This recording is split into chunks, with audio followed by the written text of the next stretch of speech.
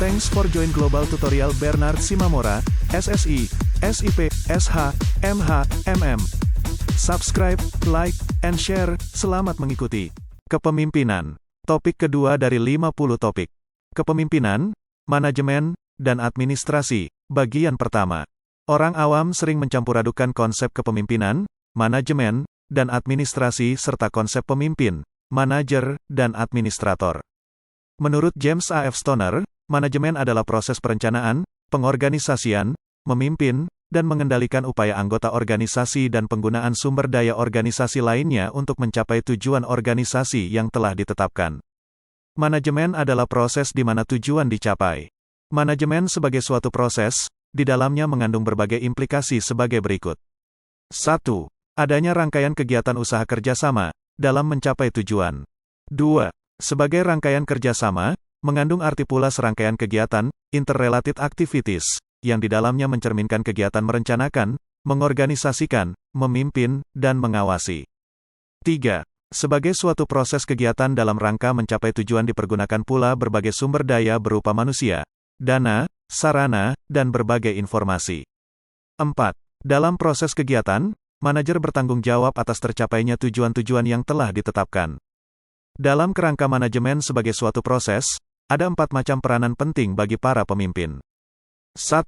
Kepemimpinan atau pemimpin pada hakikat merupakan salah satu fungsi manajer, di samping fungsi planning, organizing, dan controlling. 2. Di dalam melaksanakan serangkaian fungsi manajemen, pemimpin, leader, harus selalu mampu memberikan petunjuk, bimbingan, dan pengarahan kepada bawahan. 3. Selaku seorang pemimpin, tidak mungkin dan tidak bisa bekerja sendiri tanpa adanya kerjasama dengan bawahan. 4. Sebagai seorang pemimpin harus mampu menciptakan suasana kerja yang sebaik-baiknya, proper atmosphere, harus memenuhi apa yang diharapkan bawahan sehingga para bawahan dapat bekerja dengan sebaik-baiknya. Dari definisi kerja manajemen di atas, manajer adalah seorang perencana, pengorganisasi, pemimpin, dan seorang pengawas organisasi. Masing-masing peranan manajer tersebut dapat dijabarkan lebih jauh ke dalam perincian tugas sebagai kegiatan-kegiatan yang menjadi ruang lingkup tanggung jawab setiap manajer. Menurut Stoner ada 8 macam tugas bagi setiap manajer, yakni, manajer memikul tanggung jawab, manajer harus menyeimbangkan tujuan yang bersaing, manajer adalah pemikir konseptual, manajer bekerja dengan dan melalui orang lain, manajer adalah mediator, manajernya adalah seorang politisi, manajernya adalah seorang diplomat, manajer membuat keputusan sulit. Kedelapan tugas tersebut secara garis besar dapat diuraikan sebagai berikut. A. Seorang manajer memikul tanggung jawab.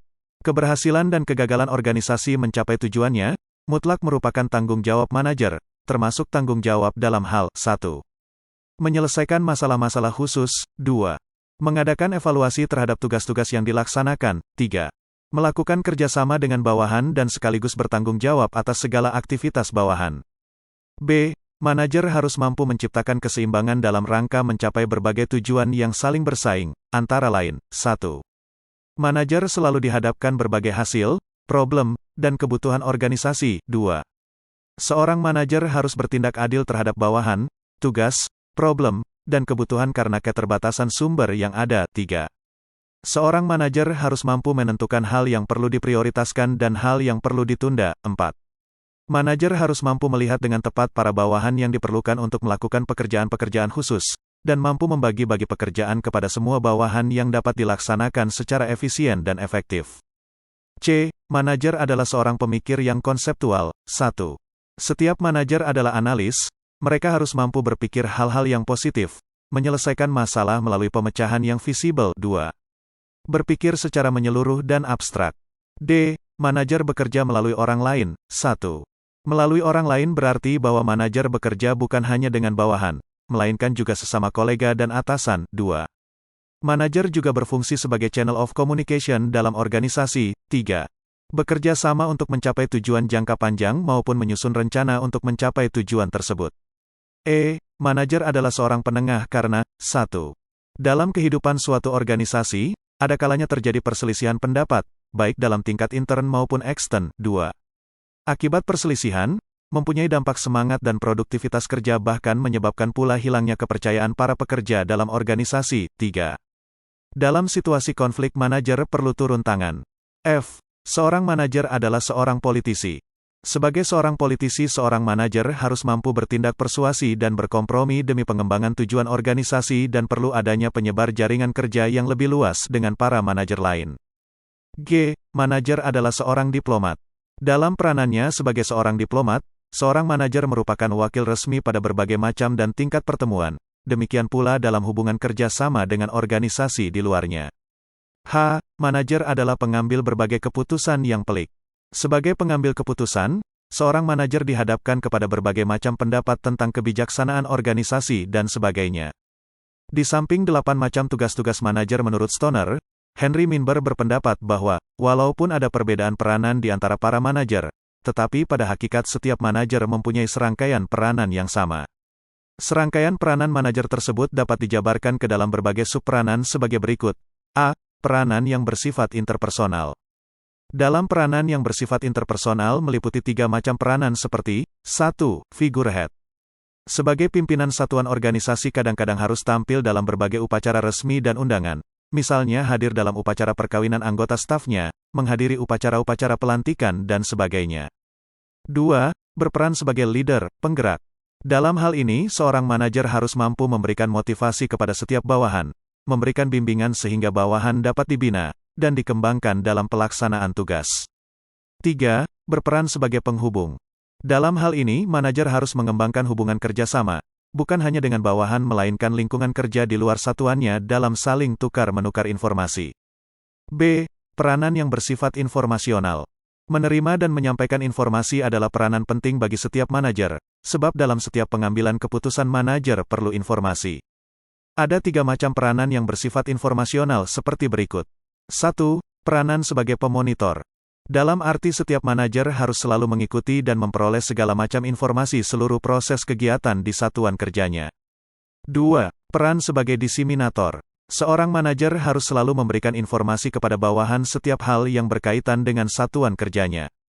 Hal ini penting agar para bawahan selalu dapat mengikuti setiap program dan perubahan yang terjadi di lingkungan kerjanya. 3. Berperan sebagai juru bicara. Segala informasi yang menyangkut satuan kerja yang akan disampaikan keluar tidak bisa disalurkan melalui orang lain sebab juru bicara suatu organisasi adalah manajer itu sendiri. C. Peranan sebagai pengambil keputusan. Sebagai pengambil keputusan setiap manajer dapat berperan sebagai 1. Entrepreneur. Setiap manajer harus selalu berusaha memperbaiki dan mengembangkan satuan kerja yang dipimpinnya. Setiap manajer harus berusaha untuk menciptakan ide dan gagasan baru, baik menyangkut sistem hubungan dan tata kerja, innovation, satuan kerja yang dipimpinnya, maupun pengembangan organisasinya sendiri.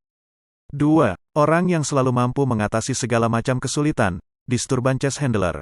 Dalam situasi apapun, seorang manajer harus mampu mengatasi segala hambatan, tantangan yang dihadapinya. 3. Peran sebagai pengatur segala macam sumber yang ada.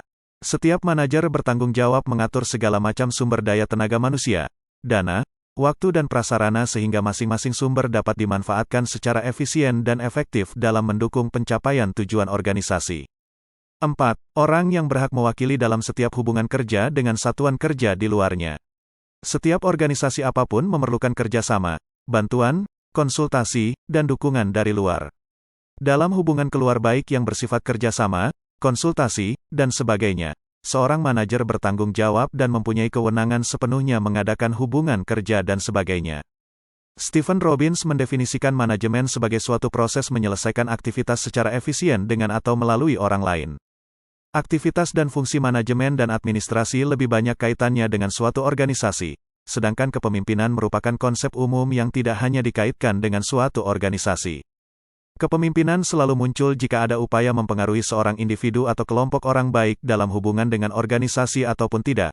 Misalnya kepemimpinan terjadi ketika seorang kiai mempengaruhi anggota masyarakat lainnya untuk mengikuti program hidup hemat dan membersihkan lingkungan tempat tinggal. Kepemimpinan terjadi ketika guru mengajar muridnya. Dalam kaitan ini, Hersey dan Blanchard menyatakan bahwa kepemimpinan merupakan konsep umum, sedangkan manajemen merupakan bentuk khusus dari kepemimpinan untuk mencapai tujuan organisasi. Kotter menyatakan bahwa manajemen berusaha menciptakan stabilitas, sedangkan kepemimpinan menciptakan perubahan. Dengan kata lain, kepemimpinan berhubungan dengan perubahan sedang manajemen berkaitan dengan rutinitas. Sebaliknya, seorang manajer hanya melakukan ketentuan yang telah ditetapkan oleh organisasinya atau oleh atasannya. Manajer menerima status quo dan berusaha tidak menyimpang dari ketentuan tersebut. Warren Bennis dan Bert Nanus menyatakan perbedaan antara pemimpin dan manajer sebagai berikut. Mengelola, berarti, mewujudkan, mencapai, memikul tanggung jawab, melakukan. Memimpin adalah, mempengaruhi, membimbing arah, tindakan, opini. Perbedaannya sangat penting. Manajer adalah orang yang melakukan sesuatu dengan benar dan pemimpin adalah orang yang melakukan hal yang benar.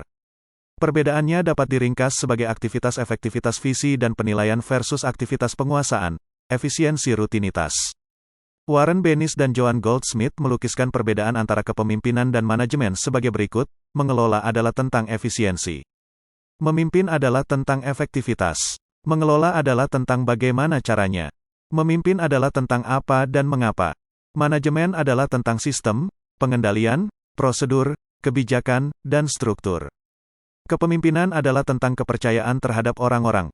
Kepemimpinan adalah tentang berinovasi dan berinisiatif.